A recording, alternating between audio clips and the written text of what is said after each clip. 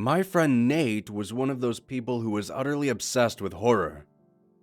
Anything from movies to TV shows, documentaries to podcasts. You name it, odds are he knew about it. I used to laugh at the fact that if you tried to talk to him about anything other than horror, you'd be lucky to get 2 words out of the guy. I remember the first time I met Nate. I had just moved to town with my family and was transferring to a new school in the middle of my junior year. Moving to a new school sucks. Doing it in the middle of a school year is even worse. At least, that's how I felt as I stood there after entering the classroom. The entire class stared at me while the teacher shot me looks of annoyance. After she read my slip, she angrily told me to take a seat in the back of the classroom. I sighed and walked quietly past the chittering students. After taking a seat at my desk, I heard a voice to my left.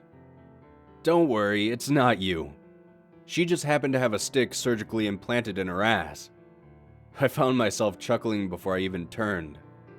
A thin guy wearing dark-rimmed glasses looked back at me. He had black hair combed neatly to the side. He had a very hipstery vibe about him. He held out his hand and introduced himself. Once the lunch bell rang, I found myself standing in the cafeteria looking out at the sea of students. I was desperately trying to find a secluded table to sit at when I heard a familiar voice call my name. I looked over and saw Nate sitting at a table next to a wall. I joined him and we began talking. We chatted about where I grew up and what brought me to this town. He then asked me if I had any hobbies, and to be honest, I really didn't. I told him I played some video games and just liked to watch a lot of movies. When he heard I liked movies, his demeanor shifted slightly, and he then asked me what my favorite horror movie was. I was a bit taken aback by the question, to be honest. In hindsight, I probably shouldn't have answered because once I did, boy, the floodgates opened. Nate and I spent the remainder of our lunchtime talking about the movie. I could tell right away he was very passionate about this kind of stuff. More so than I was, but it still beat sitting alone. Days turned into weeks, and I found myself getting more and more into our discussions. I would watch obscure random horror movies the night before, then try to one-up Nate with my knowledge, but he always seemed to know just a little bit more than I did. It was kind of impressive, really. Time continued, and before I knew it, we had both become close friends.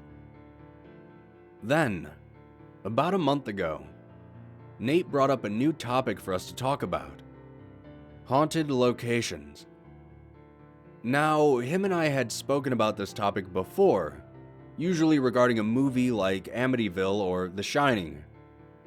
But this time seemed different. He was telling me about a place not too far from where we lived that was actually rumored to be haunted. He went on to tell me that it was a factory built in the mid-1900s, that it was some type of assembly plant. He said that the factory was in operation for around 5 years. Then, one day, all the workers mysteriously vanished. I skeptically asked Nate why anyone didn't notice a bunch of workers disappearing, and he just grinned before telling me that apparently a bunch of federal agents showed up and investigated the building. Then, they boarded up the doors and the state left the building to slowly decay. I nodded at him, turning back to my nutritious school cheeseburger. A few seconds ticked by while I ate, and I could feel Nate's eyes burning a hole in the side of my head. As soon as I looked back at him, I knew what he was about to ask me. He said we should go check the place out. I told him that he was crazy, but he was adamant on going. I should have put my foot down and refused, but after 2.5 weeks of constant nagging, I finally caved. He picked me up from my house at around 9 p.m. on Friday night, and we drove out to the factory. During the drive, Nate and I speculated on what we would find there. After around 30 minutes of driving, the building slowly came into view. Its dark silhouette contrasted against the starry sky behind it. We pulled off the main road and parked on the far edge of the building. Walking up to the factory, I couldn't quite put my finger on it, but something felt off. I wondered why nobody had torn the building down yet. As I was looking up at the building, I thought I saw something moving behind one of the grime-coated windows. Nate called out to me and I answered him, though when I glanced back at the window, it was just dark. Nate was standing next to a large door which only had a couple of pieces of wood fixed to the outside of it. He asked me to help him pry the wood away, and I reluctantly obliged. Once the wood was free, Nate twisted the handle of the door, and with a heavy creak, the door opened. I was beginning to feel nervous at that point. I told Nate that I wasn't staying in there for more than 5 minutes. He gave me a slight nod, handed me a spare flashlight, and we both walked through the door. Inside the factory was exactly what you would expect to find in an abandoned building. The entire interior was mostly gutted and empty. There were a few wooden tables, chairs, and debris scattered about, but for the most part, there wasn't much to look at. We both walked further inside. After a few minutes of fruitless searching, I told Nate that this was a bust and that I was ready to go home. He sighed and agreed, though I could tell he was disappointed. As soon as we turned to leave, we both stopped in our tracks. Standing between us and the open door was the silhouette of a person. At first, I thought it might have been a homeless person and we had wandered into their refuge. I instinctively apologized for intruding and told them that we were just leaving. Though they didn't react. They just stood there, silently. I aimed my flashlight on the person, and I'll never forget what I saw. Nothing. It was just a solid black humanoid shape. It took my brain a few seconds to process what I was seeing. It was like the universe cut the outline of a person out in front of my eyes. I looked over towards Nate, who was visibly shaken. I asked him what we should do, and for the first time since I've known him, he didn't say a word. It took a single step towards us, and we both instinctively took a few steps back. When we did, I felt my back brush up against something. I slowly turned with my flashlight. There was another one right behind me. This caused me to lunge away. Then, I heard Nate speak. He whispered, "We're surrounded." Hearing this caused me to shine my light around me. And he was right. There were multiple of these things all standing shoulder to shoulder, like somebody copy and pasted the same silhouette over and over again.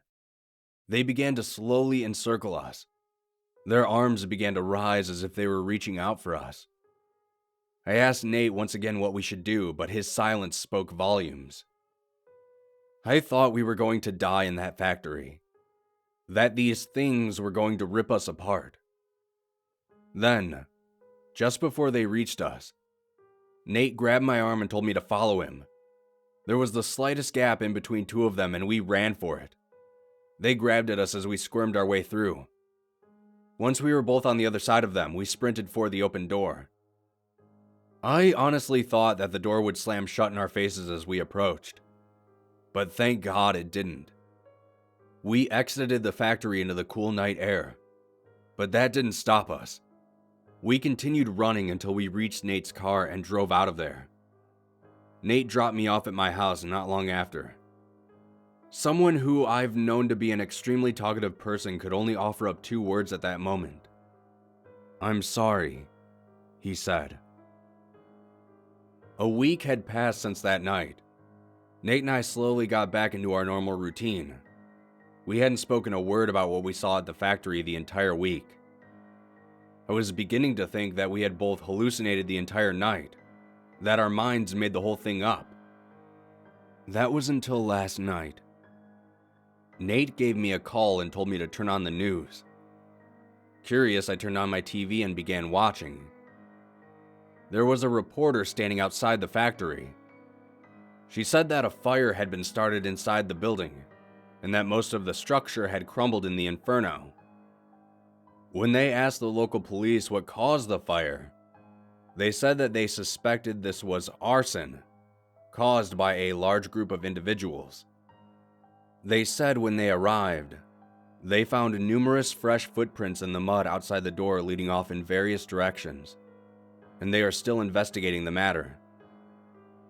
I'm not sure what those things were, if they were the missing factory workers from all those years ago, or the reason the workers went missing in the first place.